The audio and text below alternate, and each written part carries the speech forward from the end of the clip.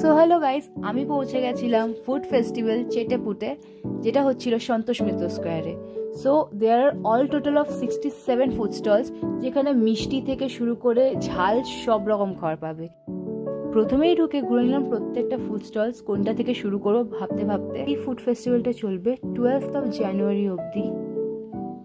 আমরা গিয়ে দাঁড়াই আপনজনে, সেখান থেকে আমরা খাই fish kachori, 2 piece fish kachori আর আলুর দম।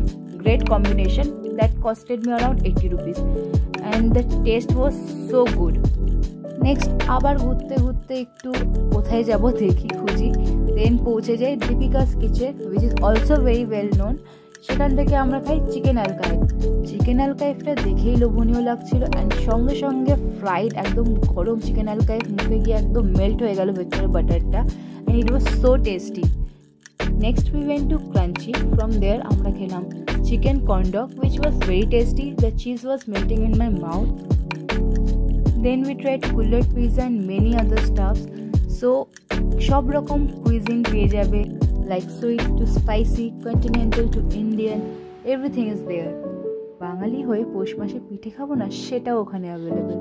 অন্নপূর্ণা থেকে কিছু কম্বো অ্যান্ড কিছু ফিশ আইটেমস ট্রাই করেছিলাম। So guys, go and taste your favorite food and enjoy the food festival.